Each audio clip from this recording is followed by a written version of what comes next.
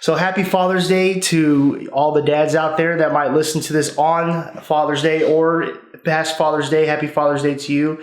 Obviously, for this episode, I'm bringing in the big guns. One of my heroes, my dad, Carl Cassady. How you doing, Dad? I'm okay, son. How you doing? Good. So I wanted you to come on because, you have a lot of good stories about all your cop stuff, and I know a couple I want you to tell, but so it's something you don't know. I don't know how many episodes I've done. This is like the 6th episode or 7th episode. I don't know. But anyways, every time someone comes on, I'm making like a bracket, like an NCAA bracket. You know what I'm talking about? Like, okay, like WWE King of the Ring? Yeah. There's bracket, the winner wins. Okay. So it's called, well, you don't win nothing. That sucks. But it's called the bro bracket. Bro. So I know who you're going to pick already, but it's pretty much your favorite person, your favorite dude. If you're on a desert island, the coolest person, who is that to you? It had to be Ric Flair, hands down. Not Elvis? He's dead. It could be anybody. Oh, well, probably Elvis. Probably the guy last week picked John Wayne. Oh, hey, Phil. Oh, my gosh. I'm not editing this, Dad. I don't care, but what I'm saying is I didn't know it could be anybody. You're coolest guy. So, Pastor Derek, his favorite hero is Harrison Ford, Indiana Jones, Han Solo. Another guy picked an actor, Ryan Gosling, blah, blah, blah. I figured it'd be Elvis, but... Well, it would be Elvis, but I didn't know. I thought you meant like somebody that was alive today. It could be alive. Not under the dirt. No, anybody. So I'd probably be Elvis. Why Elvis? Why is... Because I grew up with him, My mom brainwashed us, and man, that guy was cool. You get a guy that goes from rags to riches and makes movies. Elvis is cool, man.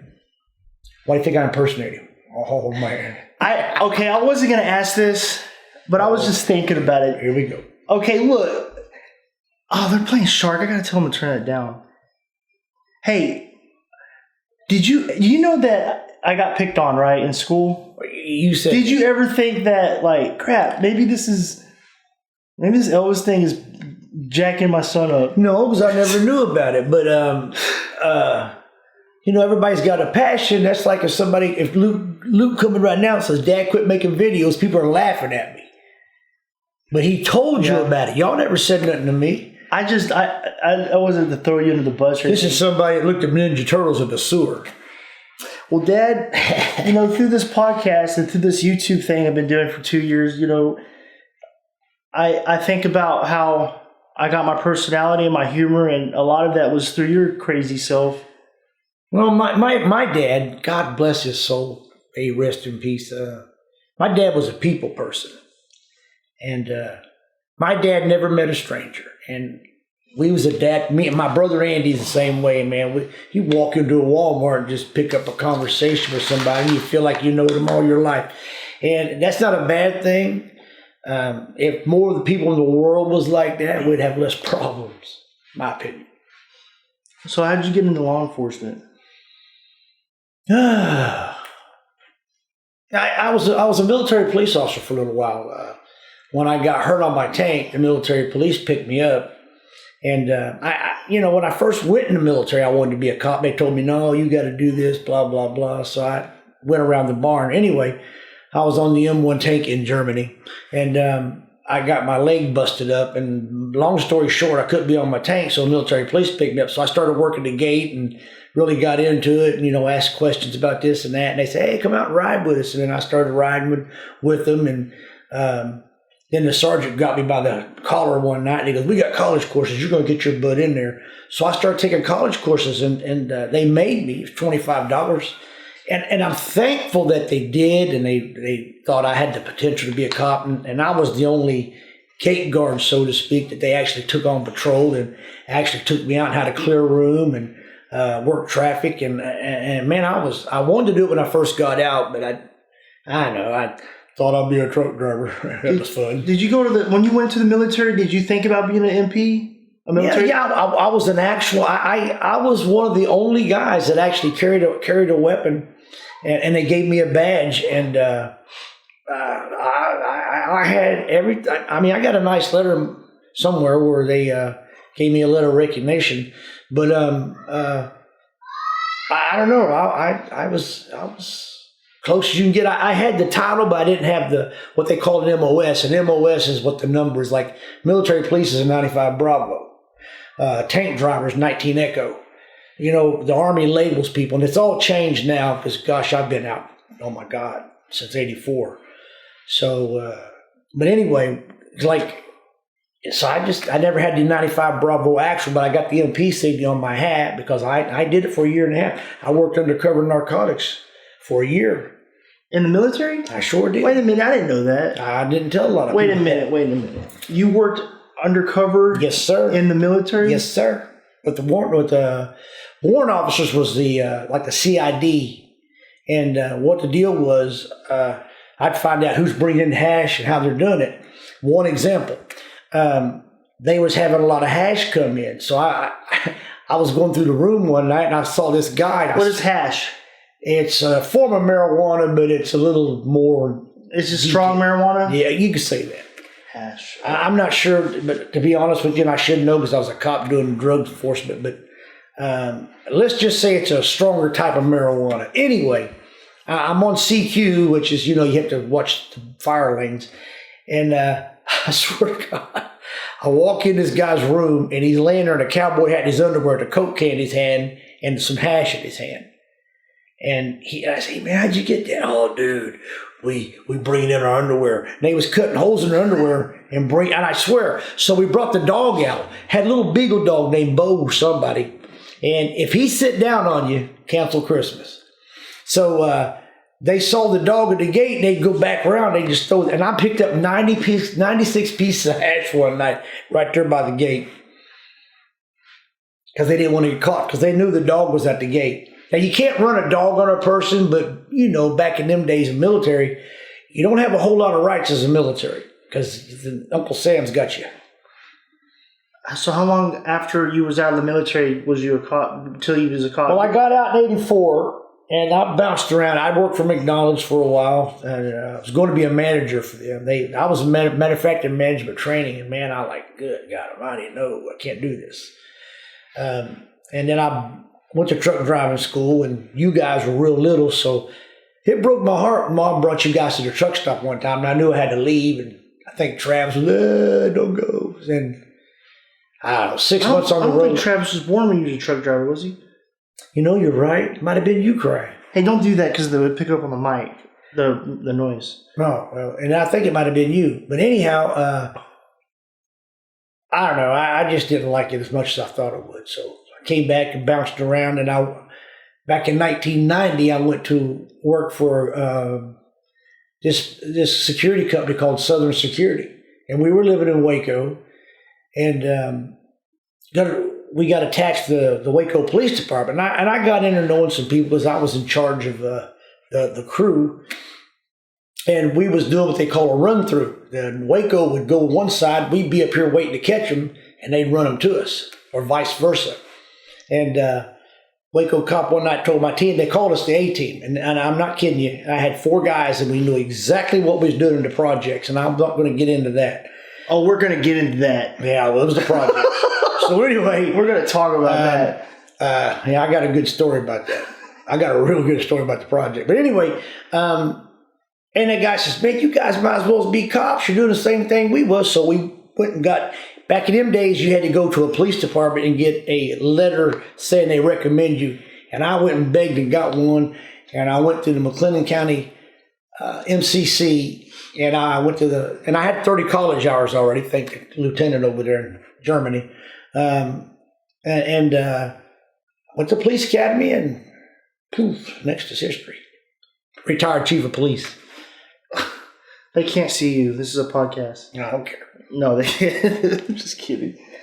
So when did you start? What was your first year starting to be a cop, and when did you end? I forget. Like, was you a cop for 20 or 30 years? No, it was. We count when you count it. You count everything. Like, for instance, they got different ranks. I got my master peace officer license exactly 10 years. I went to every school that I could possibly go to. Sure did. And I went in 92 and I got rifted in 2011 when I got hurt, making an arrest. So this is off topic, but let's say if I put you as the chief of Dallas, all the crap going on with the cops and the news, what would be the major thing you would do to fix Dallas? First of all, you got to have a good chain of command. Do you think it's just all political? That's the reason why it's all crappy? I think a lot of it's political today. The media. Oh man, don't get me started about the media. But have you remember being it this bad? Oh yeah. The last chief. I mean, crime's crime, man. People are going to do dumb things, and I don't know. You really can't judge another cop unless you're walking in their shoes. And when you compare the chief of police job I had in Frost, Texas, which is like 600 people, maybe 7, and then you go up here and you got like 4 million in Dallas, and you're talking apples and oranges. Yeah. Okay, because there's problems up there, a lot of backbiting, backstabbing. Everybody, one minority's mad at the other minority, and the other minority's mad at this one, and it's just a vicious circle. Like the last chief was white. No, it was No, he was a black guy. He was a black guy. They was mad at him glasses. Too. They was mad at him too. He quit after those 5 Dallas cops got shot. I think he retired right after. Well, yeah, after he blowed that guy all to pieces. The robot. Gosh. Hey, that was good, smart thinking, man. I don't think there's any. That's the first time and only time that I think a police department's done that. Yeah, that is. And, hey, kudos to him, man. That's crazy. So, I mean, I was only a cop for 5 years, at a college campus. But a cop's a cop. It depends on what you're doing. But I was in the combat zone. I worked in Dallas, a lot of off-duty security. I can't tell you. That's probably helped you. Well, yeah, but I can't tell you the amount of fights and crap I got into up there, man. My biggest drug bust was up there. Me and another guy was working the parking lot, and heard this loud noise. And I don't know why I did it, but usually I got the flashlight and I'm screaming and hollering. But we just walked up on this car, and the guy was actually changing hands of the money into dope. When I got him out of the car and handcuffed him, he had probably a good pound of marijuana. Now, this is what the guy was carrying with him. He had several hundred pills. A lot of them was ecstasy. He had several $1,000s in cash. And I mean, he was just dealing, and it all come about because they're playing their music loud. Talk about being stupid. But if people were smart, we wouldn't have a job. Hey, let me tell you a story about the project. Can I tell that? Yeah, I was gonna say the whole race thing that's going on with all the crap in the media that cops are just going out there shooting black people in the face. I just want to say how. Yes, okay. If you take all the cops in America, I don't know how many, I think the number is 300 million cops. And all of the incidents you hear of a cop shooting a black guy, and then take those 12 incidents that you hear about, maybe one is because of that cop was wrong. And not even racist, though. I'd say 1 out of 100. Yeah, you can't go 1 to 12, because I'll tell you something. There's been several shootings here in the last 4 days. Memphis, Dallas, Fort Worth. Another little agency I just heard about a while ago. Bottom dollar line, people. If you get out of your car and you got a gun in your hand, you're going to get shot. End of story. If you want nobody to get hurt, comply with the officer. If he tells you to get out of the car, put your hands out the window. You people watch Cops? Come on. What do you mean, you people? All the people. See, there you go, Josh. See how the media stirs things up? That's exactly what I'm talking about. Everybody. Oh, my God, my own son. Hey, you know what? This is off topic. I was going to say, throughout my whole high school career, elementary, I was the class clown. I made everybody laugh in every one of my classes. I think there was 1 year in high school I didn't. And he wonders why he got beat up. No. But I would always try to make you laugh as a kid, and I could never make you laugh. I don't know why. It was like I couldn't. Maybe because I was working all them hours and tired. I don't know. Like I would try my best to make you laugh, and I still want to tell this story in the. Oh, I am gonna tell you. I just want to say that if I can get you to chuckle some, it really means a lot to me. Well, okay. Dad. Hey, this is Father's Day episode. We have to be. Well, happy Father's Day. Yeah, happy Father's Day. Okay. We have to be loving to each other and nice. Okay. I didn't Father and son. But I want to tell this story. Okay, tell the story, Dad. I was a lieutenant with the security company, and we was in the projects, and I always try to find ways to, get along. And I was up with this group of people. They kept saying the N-word and the N-word. So I looked at the guy and says, man, I'm really offended by you using that word, the N-word, like that. It ain't right. He goes, how does it offend you, Cracker? I said, well, if you want the truth, I said, my mom's black, and I don't appreciate y'all using the N-word because I don't like that. He looked at me and says, there's no way your mama's black. I said, yes, sir, my mom's black. Well, what happened to you? I said, I'll tell you what happened. I was in the backyard one time fooling around. My mom said, Carl, if you don't get in this house, I'll slap the black off of you. Look what happened. Those guys never bothered me again, and that's the truth. That's the truth. That's a true story that happened. You told that to that? I'm telling you the truth. Like in the hood? In the hood. You told that to them? Yeah. And then one black lady was sitting on the porch, and I don't tell a lot of people this because nobody believes me.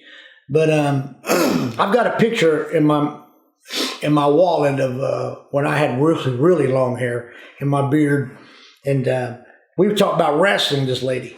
And she says, well, I used to watch that program all the time. And I says, well, I bet you know who I am if I show you a picture. I says, because me and my partner, I said he was black and I was white. He would wear a white mask and I wore the black mask. And I said that we was training to be salt and pepper. And I said every day, she's, wait a minute. What'd you say? I said, well, he wore a white mask and I wore the black mask. And I said, we trained every day, was trying to be a wrestler in Dallas. I said, I've been to a lot of those matches up there. She says, honey, let me see that picture. And I'm telling you right now, I've never been on television. We just always rehearsed and worked the ring and did all that stuff. But she says, I seen you fight a lot of times. And I let her believe it. I hate that to this day, but I did it.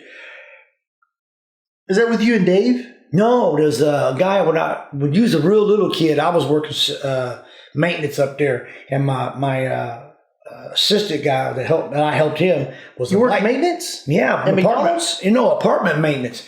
I didn't know that. Doing air conditioners, fixing, making rebuilds, doing the tool work and fixing washers and dryers and all kinds of stuff like that.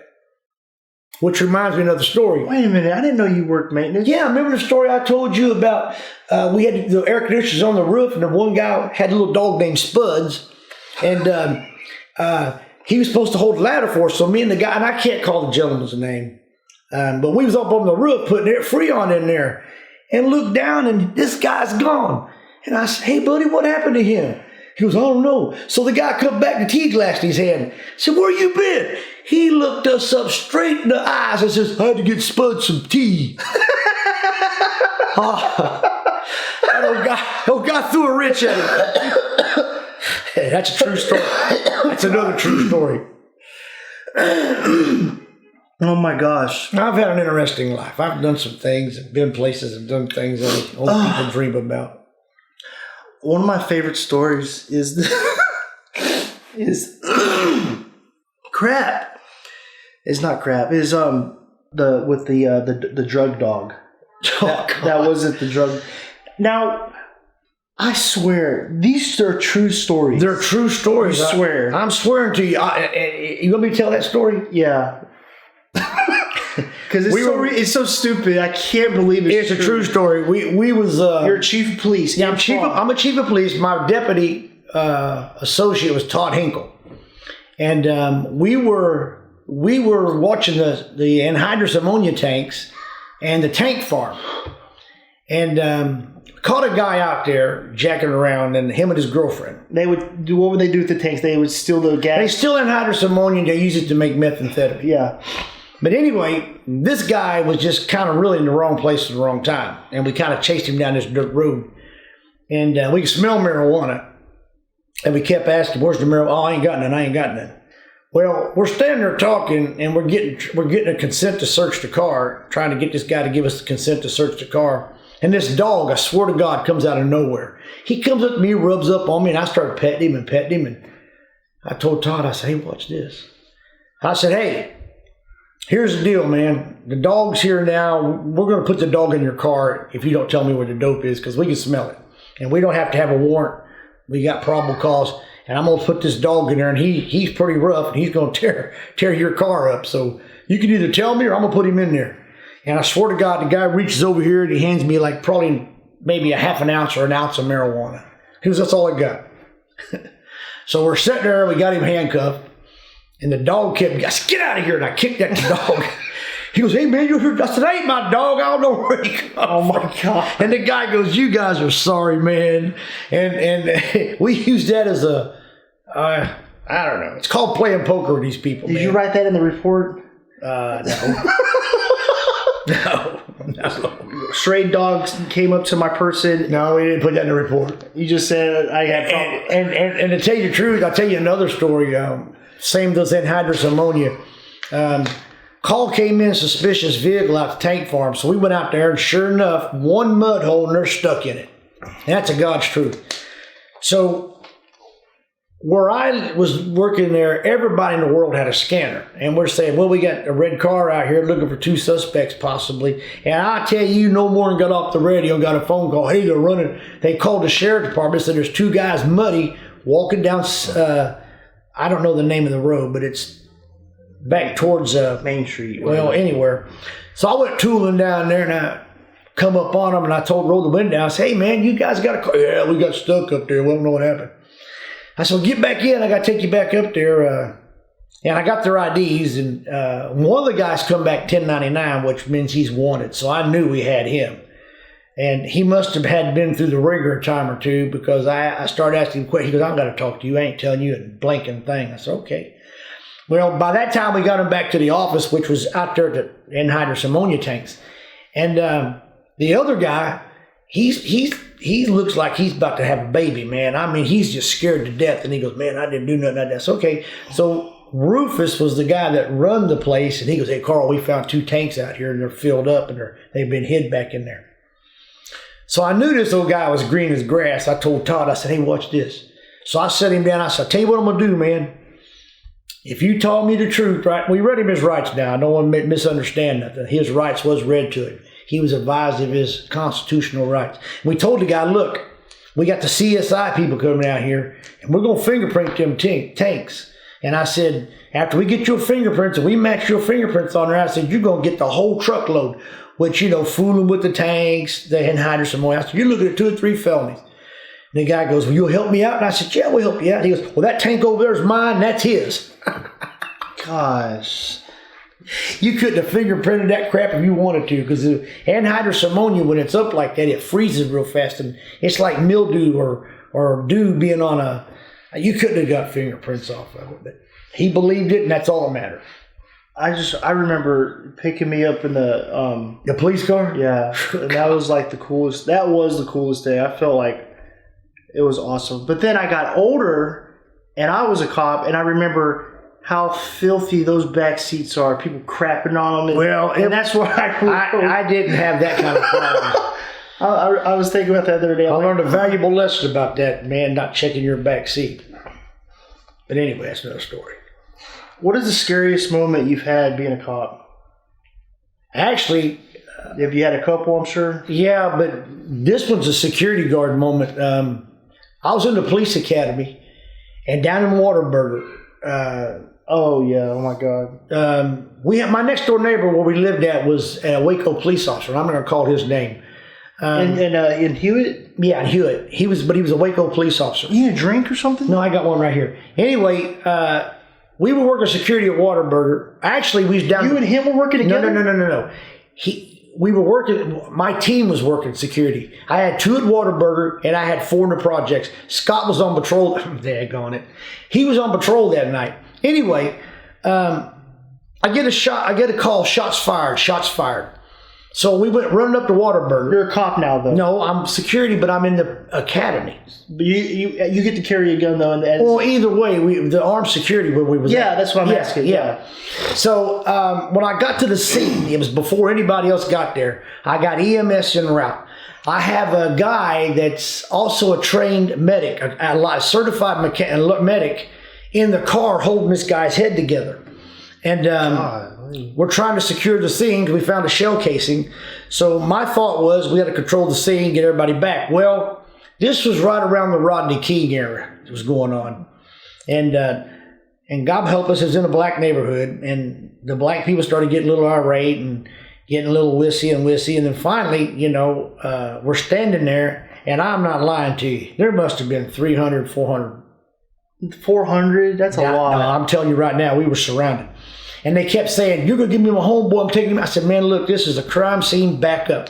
And I'm telling you right here and right now, my knees was knocking together. We was backed up to the car. There was no place to go. How far away were they from you? Probably between here to the desk over there. Like yeah, five feet away from you? I'm talking about 5 feet, and they was coming and getting intense, and we was barking out commands, and they was getting braver and braver. And I was feared for my life. I really was. And I says, God forgive me. And I was carrying a Beretta 9mm. It was compact 15s in a clip and one in a pipe. And I said, God forgive me. I'm taking them with me. And I pulled up that weapon. And as I just broke leather, I'm telling you, ladies and gentlemen, it rained police. DPS come, Hewitt, Wake, everybody came. So you thought they were about to all just jack I thought they was going to jump us, and I wasn't going to go out like that. And I'm telling you this day that if it hadn't went the way it went, I might be wearing stripes. I don't know.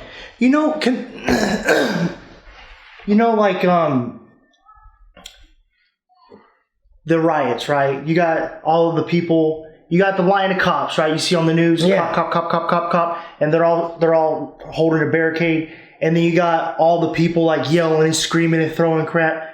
Why don't police have like some kind of mouthpiece with like that just talks to them? Look. Well, they got megaphones. They got people. No, I'm not saying step back, please. I'm saying like, okay, with me when I was on a call and people were freaking out. Oh, he didn't do nothing. I would take a second and I would be like, okay, look, this is what's happening. This is why we're here. This is why I'm doing this. But you can't always do that. Well, you can't. I'm not saying tell the whole scene, but I don't understand why instead of having these two barricades of people just with tension, why not have a designated negotiator, not negotiator, but a mouthpiece that has the direct information to get up and say, okay, look, guys, this is what happened. The subject did have a gun. Okay. And calm them down. Okay, well, that don't work because you're going to have agitators in the crowd. You're putting that officer's life in risk. Okay? Because when you have several hundred people like that, you can't watch everybody. You don't know what the guy in the third row is doing. And all you're doing is... No, I'm saying... You're in a hot LZ as it is, and that's landing zone. You have a secure, you see on the news, you see the barricade of cops on one side. You see the other side throwing stuff, getting crazy. Why not have one guy, a police officer, behind the line on top of a car on the bullhorn? Like, look, everybody look at me. Or I just want to explain something to y'all. It don't work that way. It just don't happen that way. They don't want to hear it. They don't want to listen. That's not everybody, though. Well, it's 90% of them, and they want to hang the police officer before he's ever tried and convicted, and it's not right. I agree. And I don't want to talk about that anymore. I'll get mad and say something I shouldn't. No, I want to fix it. And I know there's ignorant people out there that don't even care. Let me tell you what I've always told people. It don't matter black, white, Spanish, yellow, Oriental. It's the buttholes that come in different colors.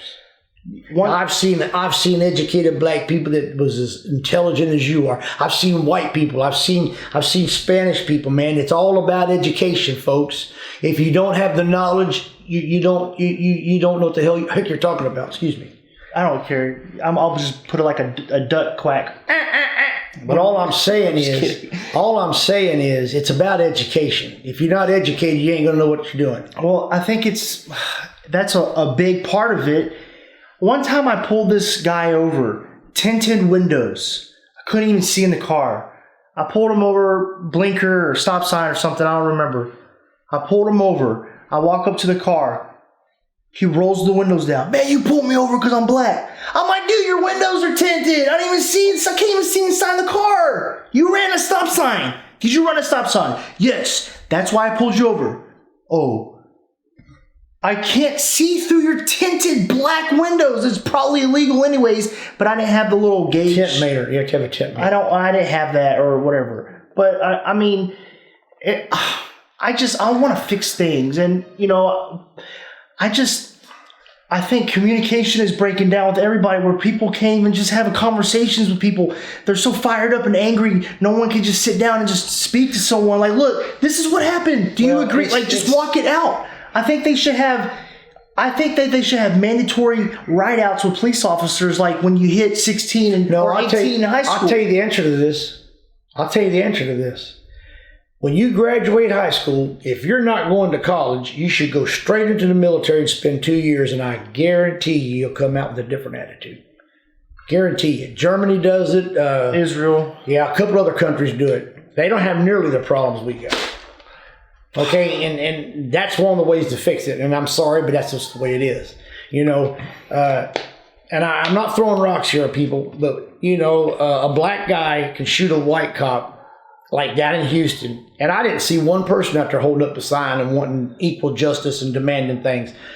A white officer shoots a black guy, and oh my God, the world stops, And man, all I'm saying is, you go back here and look at these tapes after everything's said and done. The guy's got a pistol, or he's making obscene gestures to where, cops want to go home too. That's your mission. Do your 8 hours, you're going to go home, whatever it takes.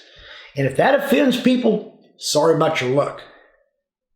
I think that going back to high school, though, I think there needs to be education. Like, okay, look how many cops have been killed already this year, and this is June, 47.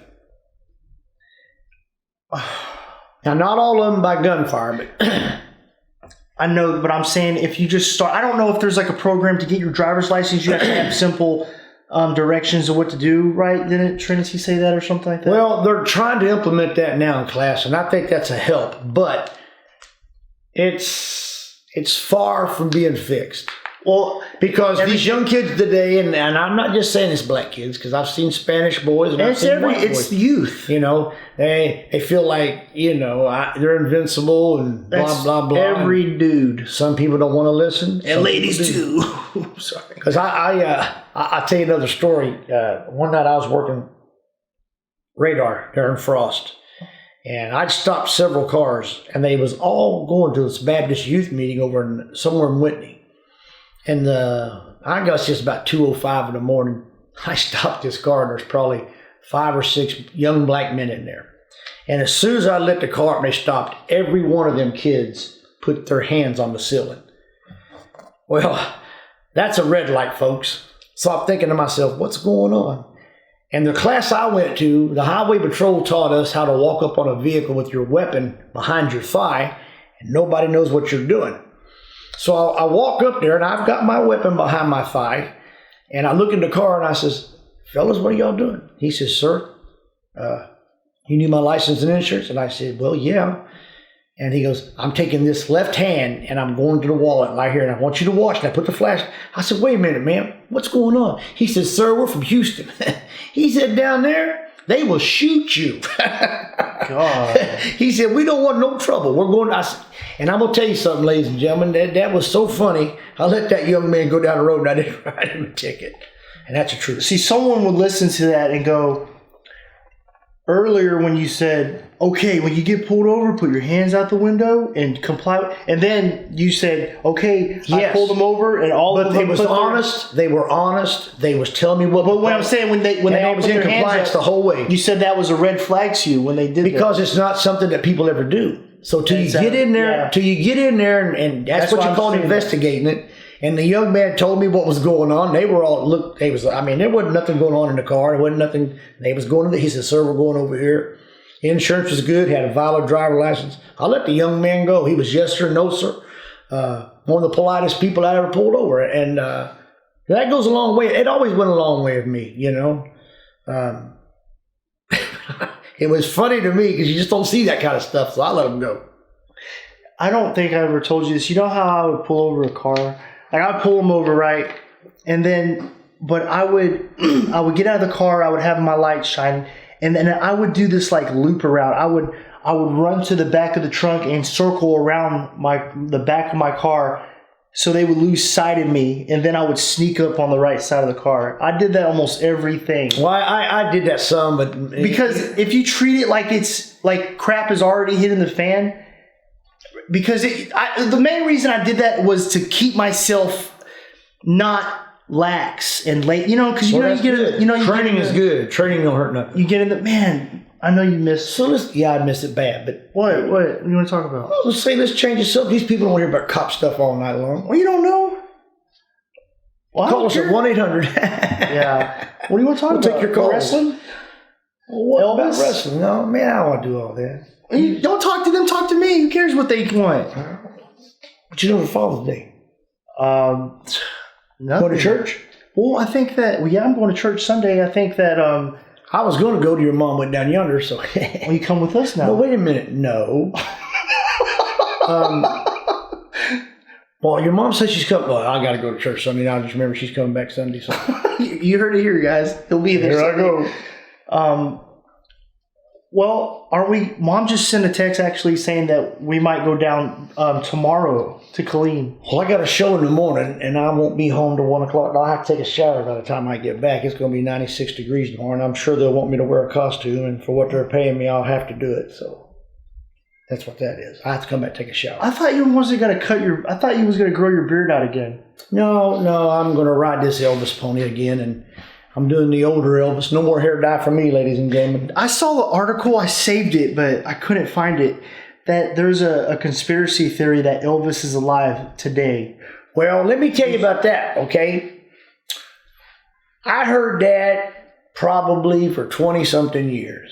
And when I was back in the early, when we was doing this, and I told you I drove a truck, I was coming across the West Memphis, Arkansas bridge there, tootling along, and old boy came over to CB radio and goes, "Hey, y'all hear Elvis is alive? Elvis is alive." Well, this is when Michael Jackson had married Elvis's daughter. And I said, "Driver, how you know that?" He goes, "Well, Elvis is over there getting those blue suede shoes to cut out of Michael Jackson's butt." God. So, that's your phone ringing. Well, I'm sure your wife can answer and look at it. Answer my phone! Oh, my gosh. That didn't work very good. What are you doing for Father's Day? Are we going to go fishing? Like, I wanted to go fishing this week. We haven't been fishing, like, ever.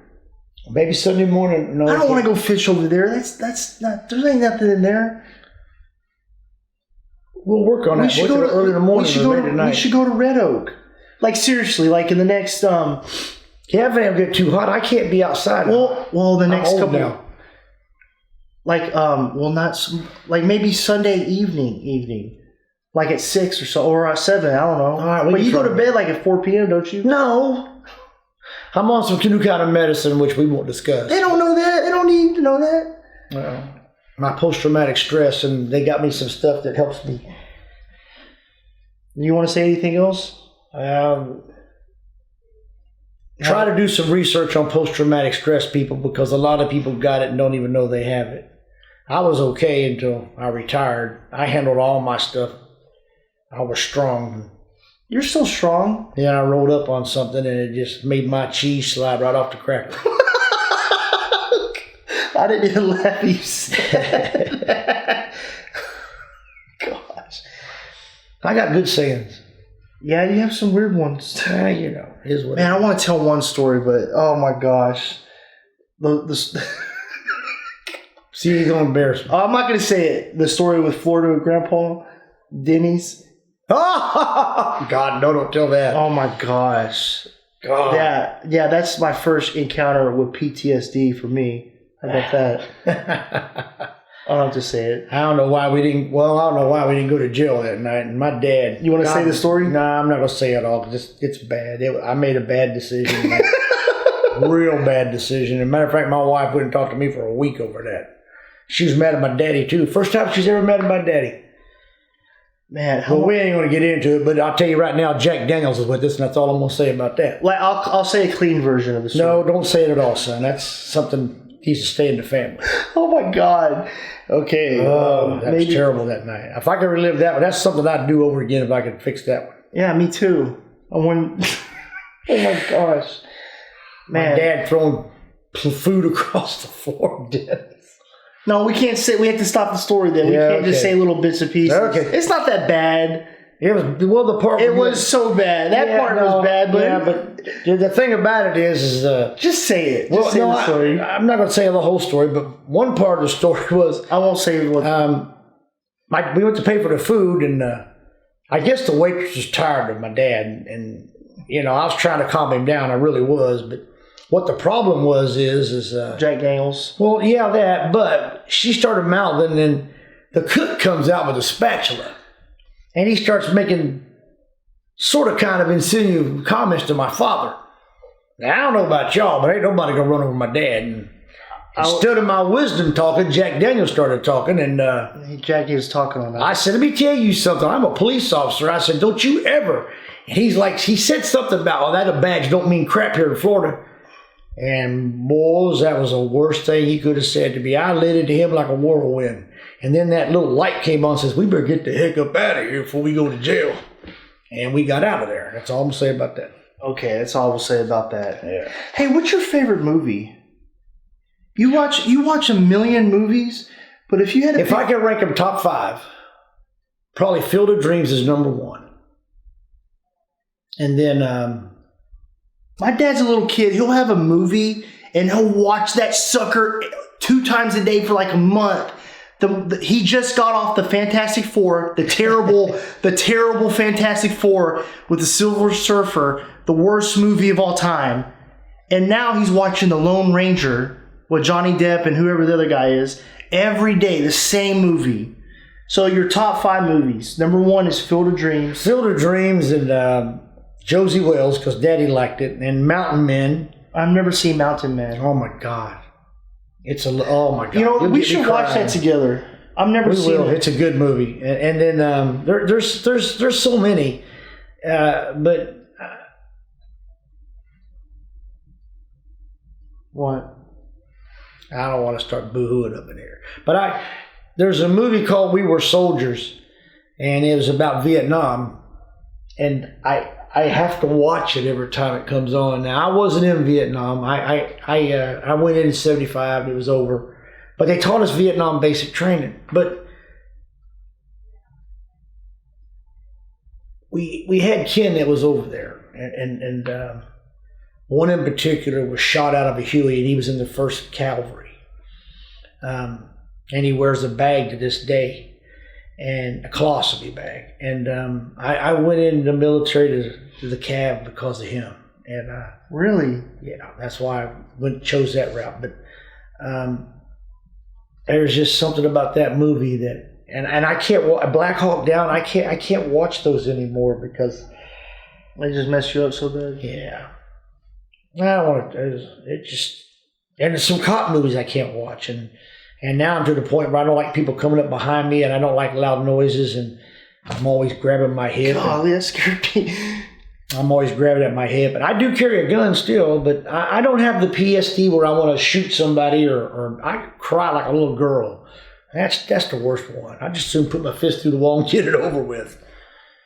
But there's just things I watch, and I guess it reminds me of my drill sergeant told us that when you're in a hot LZ in a firefight, and you're in that foxhole, and your buddy's black or Mexican or Chinese, and you're in a hot LZ and you're taking bullets, it don't matter who's on the left or right, boys and girls, we got to get out of there alive. And I think a lot of more people ought to be in a hot LZ with somebody, and they'll know what it's all about. I've had a lot of combat. My combat mostly is in the United States, and as a cop, I've been pinned down by gunfire. I've traded bullets with some people, and I'll never talk about it to anybody outside this family.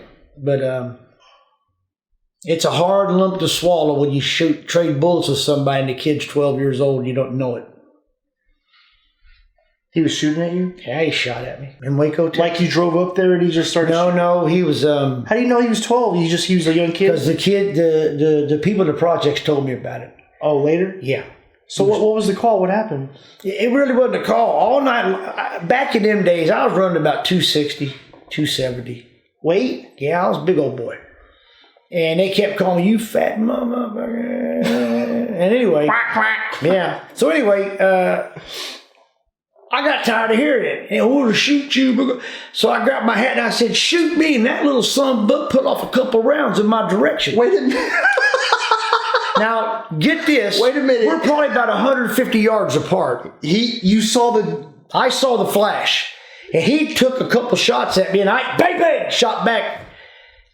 You don't do that. But I knew I couldn't. Wait, he was shooting at. How did you know he was shooting? I could see the muzzle flash.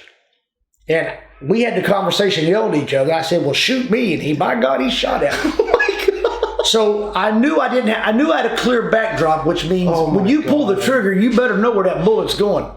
But, man, I couldn't take a chance. So I was between him and a creek bed and I dropped my weapon I pointed and I shot 2 rounds in the dirt only because you have to show that you ain't scared. You're going to take care of your business. But I promise you one thing. It got around. That guy shoot at you, boys. Don't miss that fat boy. So I never had nobody shoot at me again. But we was in a couple firefights over there. I seen gang members shoot at each other. I seen crack dealers get shot down. In '93, Waco had 31 homicides, and I was at 6 of them. And that's the truth. So you said the Whataburger, excuse me, the Whataburger thing was this. Was there any time in Frost where didn't you have a story where you pulled somebody over and the hairs on the back of your neck stood up? What happened was I pulled a guy over speeding. Do you think this is like in the top 5 crap myself moments? After the fact, and I'll explain what I'm talking about. I pulled a guy over, and you always give the plate number and your location. And I'm walking back to the car after I got his driver's license, and I heard those famous words, 360, 1099. That means that vehicle's wanted. So I go back, and they told me the car's stolen. So I walked back up there, and I was dilly-bopping up there like everything. And then in between the 2 vehicles, I thought, wait a minute, now this is by the book. So I pull my weapon, and I say, driver, throw the keys out the window, blah, blah, blah. Get him out, handcuff him. And I got him sitting in the back car. I got a cage in the car. We're sitting back there talking. And he said, it's a good thing you did what you did. I said, what are you talking about? He goes, I was going to cut you. Well, I didn't.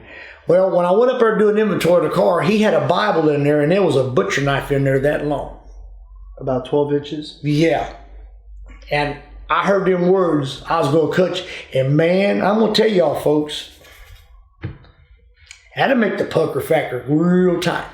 You think he was talking crap, or do you think... I believed him. And I got to talking to a sergeant. The vehicle was stolen out of Killeen, and the lady sergeant called me and said, this guy come up from San Antonio, and what he would do is pull the car lot, and this is back in the day when they trusted you.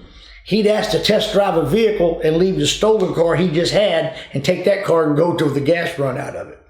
Or he could trade another car. Well, back in the day, at a car dealership, you could just say... Yeah, you could just walk in and say, hey, I'd like to test drive that. They let you go test drive it. By themselves? Yeah, if you was kind of old, looked like you knew what you was doing. Oh, crap. Yeah, that happened. I didn't know that. Yeah, nowadays, you got to give them your license, your firstborn, and they have to go with you, so it's not that bad. But oh, my gosh. Man, I miss it, but... I miss it, but I wouldn't do it now because... There's just so much crap. Yeah, there is. And like I say, besides the media and besides the craziness and what do you think is the other thing that has changed since you've been in the game to now? Like the lack of respect for. Did they have respect back in the day? Well, you go back towards the 50s, and this is just stories that I've been told, and I don't have no factual evidence. I'm just telling you what other cops have said. Back in the 50s and 60s, when you arrested a guy, they usually complied with the police. Like 1 out of 100, you get to bang up or fight or whatever. But they had a little respect for the police. and they never shot police. And now, 60s and 70s, they started getting a little worse.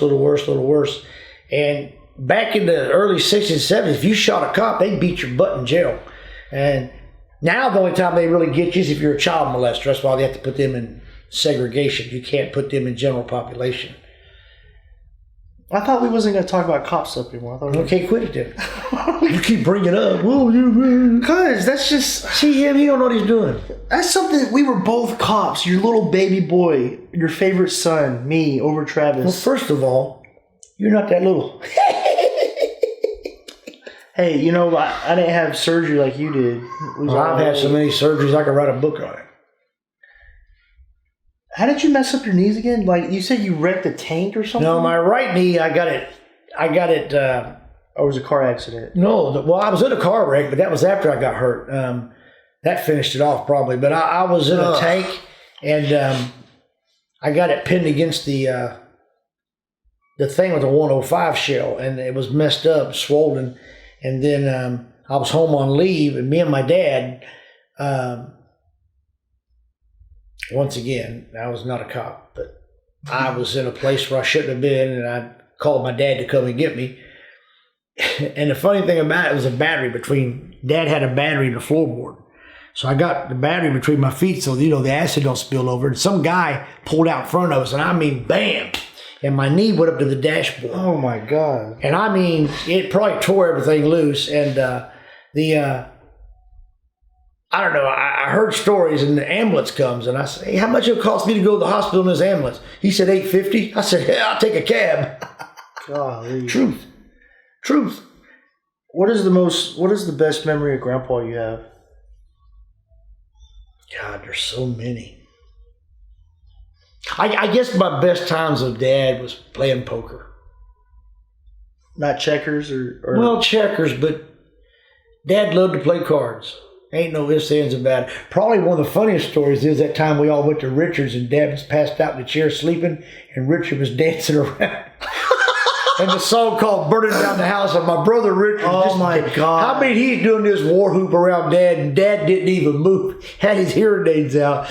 And I mean, that music was so loud, and Richard was, and I mean, we're just laughing. That was probably a funny time, too. Didn't he record it? I think he recorded it. He did. We all had it, and then we trading phones like we did. We lost it. But I'd probably give a couple years off my life to have that. That was funny. So if you could pick to be a successful, like playing stadiums, singing, or like the top of the food chain as a cop, what would you want to do? I'd probably go the entertainment route. Safer. Make more money too. But I love being a cop. I'm still a cop. I've got my badge in my truck, and folks, I've got a vest in my truck. It lights. It's the neon and the reflective stripes. I got police on it. I got my badge on there. And you see old Carl coming down the road, you're in a wreck, I'm going to stop and help you. And that's just the way it is. And I've been advised not to do those things anymore, but something I have to do. There's lots of videos. One of my favorite videos of cops on YouTube is like, it shows like a cop playing baseball with a kid. Like he'll drive up in his police car and he's like hitting the ground balls to these kids. Sometimes I stop in Frost and shoot hoops with the kids in the basketball field. I got in trouble for it. They didn't understand what community policing was. But I'd do that or get out and talk to people and sit up on the porch. Hey, man, you want some tea? Oh, my gosh. And, it's sad to say this, and I never had a quota on writing tickets, but the fact is you have to write tickets because it helps put income into the city. It helps what the tickets... Back in the day when I was there, when we wrote a certain amount of tickets, the state would give us some back for training and equipment and stuff like that. So if I needed something, I was out there. But you didn't have to do it. No, I didn't have to. It wasn't like you have to write 10 tickets a day. But the speed limit through our town was 45. If you're doing 58 or 59, you were going to get a ticket in Frost, Texas. I was so bad, they said, watch out, Elvis will give you a ticket. Because back in them days, I had black hair and black sideburns. Oh, my God. I was there. YouTube my name and see what happens.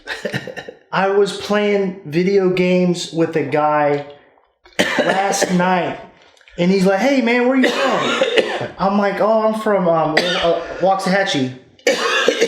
"Oh, by Ennis?" I'm like, I was like, "Well, yeah, it's close to Ennis." Like, "Yeah, I'm from Corsicana." I'm like, "Well, I grew up in Frost." He's like, "Oh man, y'all know that cop out there, Elvis?" I'm like, "Yeah, man, that was my dad." "Oh my God, I met him yesterday." I have no idea. Yeah, I still get people coming up to me, "Man, you wrote me a ticket." Man, get over it. It was 5 or 6 years ago. Let it go. I still get that. Matter of fact, I might have told you this. I don't know if I did or not. It was about last year sometime. Old guy, probably 75, somewhere around there. He walked up to me and he goes, "Hey, it's you that cop from Frost?" I said, "Yes, sir." He goes, "That's so big, you gave me a ticket. I just want you to know it made me mad." I said, "Well, I'm sorry. I'm retired now." Is that how he sounded? Yeah, he was a smoker. And and he got mad and he walked off. And instead of getting in the driver's seat, this guy goes over, opens the passenger door, and starts digging up under the seat. Oh. Well, ladies and gentlemen, I got little Chester drawers under my table where I sing at, and I promise you there's a 9mm in there. And I grabbed that 9mm and put it back in my Elvis belt, and I said, "He comes back over here, we're going to have a come to Jesus meeting." And he drove off, and I put the gun back in the drawer, and that was the end of it. But I'm just telling you, man, I still hear that kind of stuff. People come up there. And I've had people come up and thank me for changing their lives. A guy just 3 months ago came up and said, "Man, you gave me a DWI." I said, "Man, no." He goes, "No, I want you to listen to me a minute." He said, "You changed my life because I quit drinking. I got back with my wife." Wow. And he said, "I just want to let you know, man, I really appreciate it." And folks, you can't get money for that. So I think can't get money for that. My favorite stories you tell us is like when like a special needs kid when you're singing, or a kid or an older person will come up to you and tell you how much what you're doing means to them because it brings them back like when they were young again. Yeah, don't get me crying. I don't want to do that. I've been trying to get you to cry this Father's Day edition of the Joshua Cassady Show. I'm not going to do that. Can you say the Joshua Cassady Show? The Joshua Cassady Show. Why you can't say it without laughing? Why can't it's you, funny. Like the Conan O'Brien Show. Yeah, but I've been Elvis for all these years doing my thing, and this term comes on the Joshua Cassady Show. Maybe this episode is the episode that breaks forth and projects you out. Yeah, as good looking as I am, you couldn't do wrong. I'm not gonna say nothing. See, cut him. I'm not gonna say nothing. I want to respect my elder. You have to. Well, Dad, I just want to say I'm proud of you.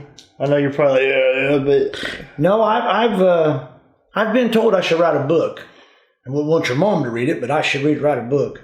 I've been blessed. I've truly been blessed. I've played Vegas. I've played in Memphis. I've met some good people. I'm talking about big celebrities, and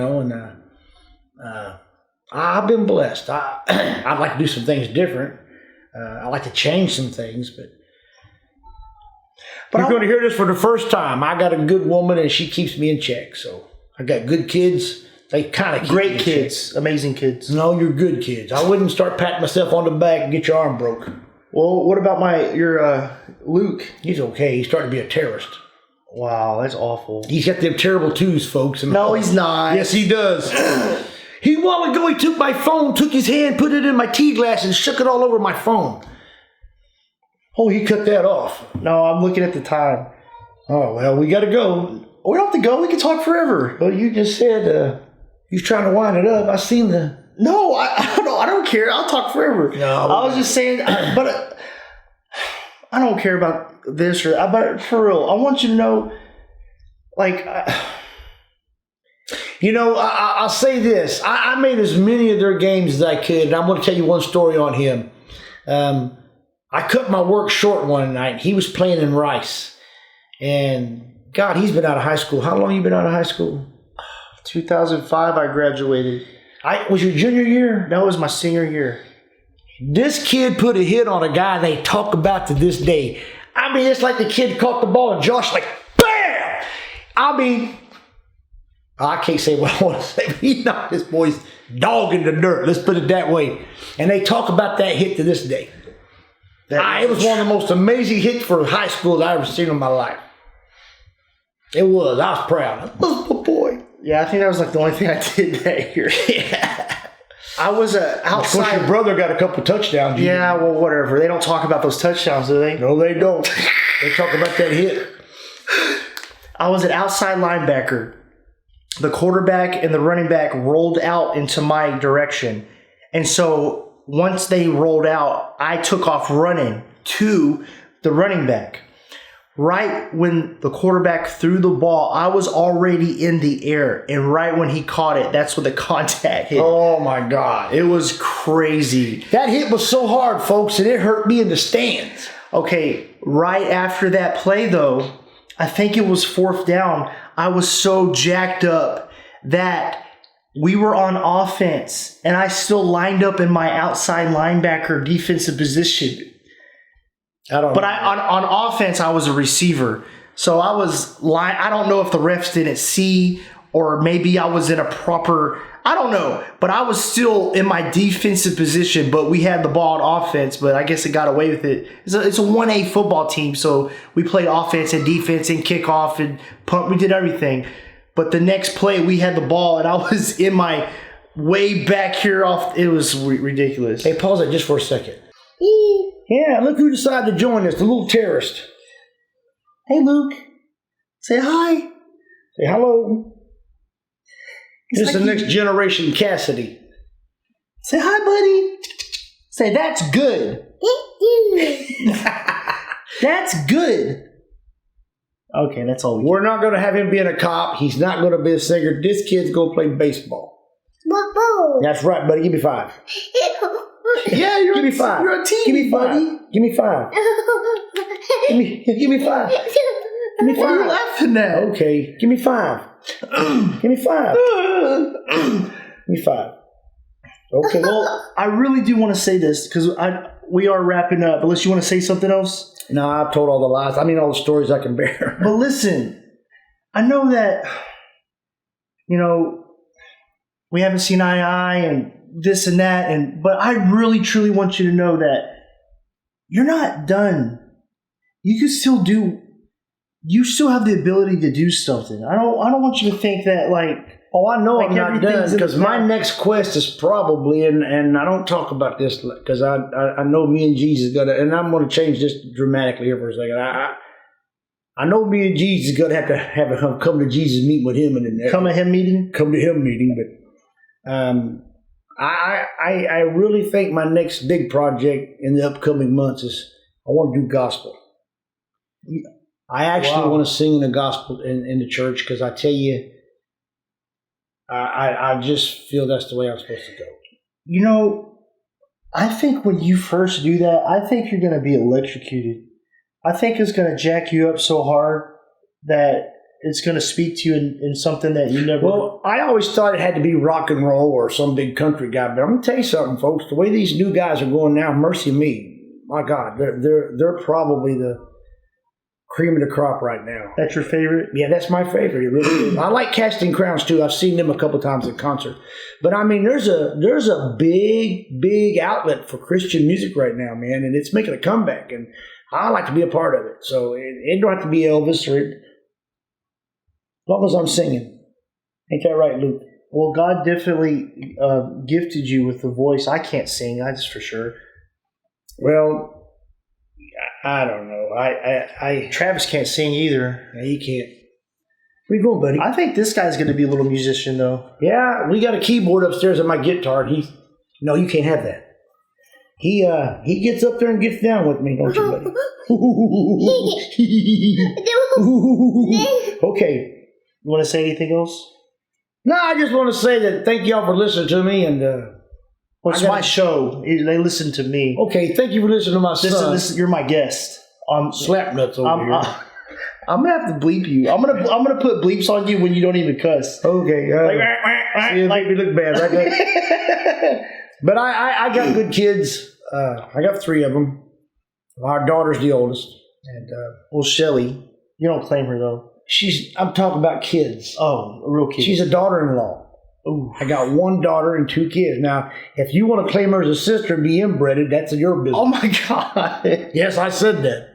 I'm from West Virginia. It makes sense when you read about it. But anyway. Oh my gosh. No, seriously. I've got 3 wonderful kids, 3 wonderful grandkids. I got a wife. Golly. She slaps me back in the head.